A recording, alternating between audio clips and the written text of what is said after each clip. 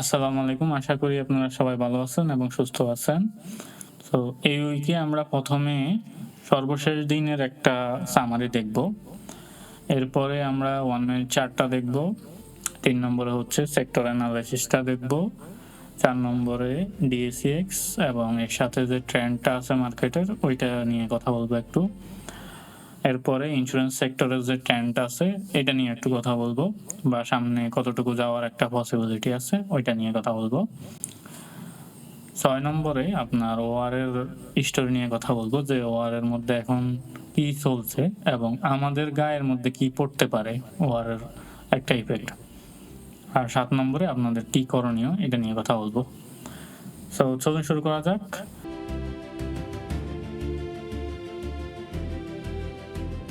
প্রথমে হচ্ছে মার্কেট সর্বশেষ দিন আপনার ৫৩ পয়েন্ট নেগেটিভ হইছে এবং টোটাল ট্রেড যদি দেখি ১,৯৫,০০০, টোটাল ভ্যালু হচ্ছে ৬২৬ কোটি।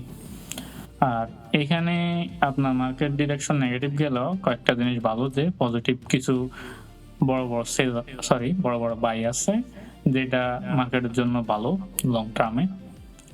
আর আরেকটা জিনিস ভালো যেটা হচ্ছে আপনার মার্কেট নেগেটিভ যাচ্ছে, ভলিউম পড়ে গেছে, যেটা কয়েকদিনের মধ্যেই দেখাবে যে মনে করেন যে ভলিউমটা আরো পড়তে থাকলে তার মানে হচ্ছে মানুষ সেল করতে চাচ্ছে না।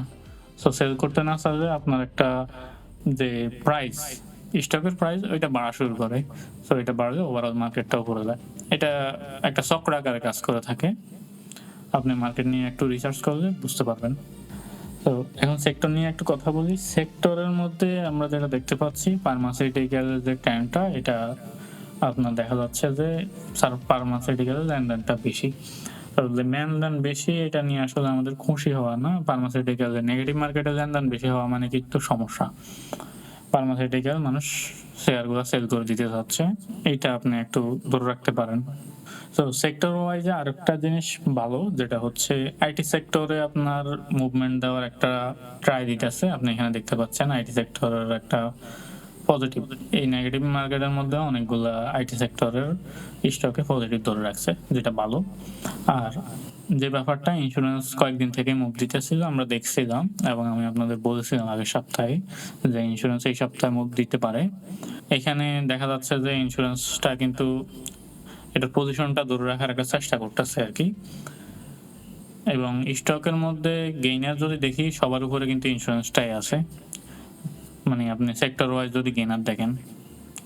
এখন আমরা ডিএসইএক্স এ চলে যাই। প্রথমত হচ্ছে এই উইকে আপনার ৫ দিন আপনার স্টক মার্কেট ওপেন ছিল এবং এখান থেকে এসে থামছে এবং মাত্র একদিনই পজিটিভ ছিল। ওভারঅল আপনার যদি অ্যাভারেজ করেন ৯১ এর মতো নেগেটিভ হয়েছে এই উইক থেকে। এখানে ভালো কয়েকটা ব্যাপার যেটা আপনার ক্যান্ডেল তো আসলে খুব বেশি ভালো দেখাচ্ছে না, নিচে কোনো উইক টিক নেই। ভলিউম যেটা ভালো যে কমে গেছে, এটা ভালো মার্কেটের জন্য। সবচেয়ে ভালো যেটা এটা হচ্ছে হিস্টোগ্রাম। আপনার মার্কেট নেগেটিভ থাকার পরও এইটা মোটামুটি একটু কমে গেছে, যেটা পজিটিভের দিকে যাচ্ছে আর কি বলতে পারি। তো ওভারঅল যদি আপনি টেকনিক্যাল অ্যানালাইসিস থেকে বলেন যে পজিটিভ একটা কন্ডিশন মার্কেট এখনো ধরে আছে এবং সামনের দিকে পজিটিভ যাওয়ার একটা পসিবিলিটি আছে। এখন কথা হচ্ছে ইন্স্যুরেন্স সেক্টরটা আমরা একটু দেখি। এইখানে ক্যান্ডেল যদি দেখেন, ক্যান্ডেল ইন্ডেক্সের যেটা আছে ওইটা থেকে ভালো, নেগেটিভ ক্যান্ডেল যেহেতু। আর সাথে যে ভলিউম আছে এটা কমে যাচ্ছে, যেটাও ভালো। আর এখানে হিস্টোগ্রাম যেটা আপনি দেখতে পাচ্ছেন এটা পজিটিভ এবং লম্বা হচ্ছে, যেটা খুবই ভালো আমাদের মার্কেটের জন্য, ইন্স্যুরেন্স সেক্টরের জন্য। এখন কথা হচ্ছে এটা এখান থেকে কতটুকু যেতে পারে। এখান থেকে এখান পর্যন্ত আসার একটা পসিবিলিটি আছে, এখান পর্যন্ত আসার একটা পসিবিলিটি আছে। তো দেখা যাক এই মুভমেন্টটা পুরো ধরে রাখতে পারে কিনা। যদি ইন্ডেক্স পজিটিভ যায় তাহলে এই মুভটা পুরো ধরে রাখার একটা পসিবিলিটি আছে। এখন ওয়ার নিয়ে কথা বলি। ওয়ারে হচ্ছে প্রথমে আমি স্টোরিটা বলি। স্টোরিটা হচ্ছে এমন যে একবার সিজফায়ার হওয়ার চেষ্টা হয়েছিল, ট্রাম্পের বলছিল যে সিজফায়ার করবে, আবার পরের দিন সকালে ও বলছে যে যুদ্ধের লোকজন পাঠানো হবে এবং 2 উইকের মধ্যে ইরানের মধ্যে ওদের মানুষ গিয়ে অস্ত্র শস্ত্র নিয়ে যাবে আর কি, ওইরকম একটা ব্যাপার, মিলিটারি পাঠাবে। সো আপনি বুঝতে পারছেন এটা আসলে ক্রিটিক্যাল একটা মোমেন্টের দিকে পৌঁছাচ্ছে। এই কথাগুলো তো আপনি টিভিতে দেখছেনই। এখন আমাদের কি প্রভাব পড়তে পারে এটা হচ্ছে সবচেয়ে বড় কথা। একটা হচ্ছে আপনারা অলরেডি দেখতে পারছেন যে গ্যাসের একটা প্রভাব, আরেকটা হচ্ছে তেলের। আপনি যদি আশেপাশে পেট্রোল পাম্প দেখেন তখন অলরেডি আসলে টের পেয়ে যাওয়ার কথা যে একটা অভাব ঘাটতি দেখা দিচ্ছে মার্কেটে।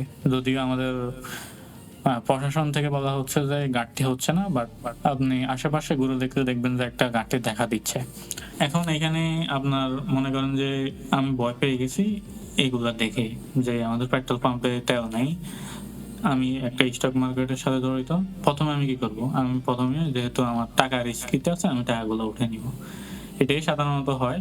কিন্তু আমার পরামর্শ হবে মার্কেট অলরেডি যতটুকু ডাউনে যাওয়ার কথা ডাউনে চলে গেছে।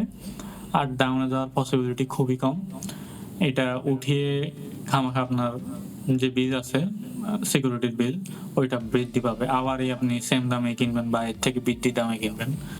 এটা আপনার ২ দিক থেকেই লস। যদি আপনার এমন কোনো স্টক থাকে যে অলরেডি অনেক লস হয়ে গেছে, মনে হয়েছে আরো লস হবে অনেক বেশি পরিমাণের, তখন আপনি এটা চিন্তা ভাবনা করতে পারেন। আর না হয় এই মার্কেট থেকে টাকা তুলে নেওয়া এটা আসলে খুব বেশি পরিমাণ ভালো আনবে যে এমন না।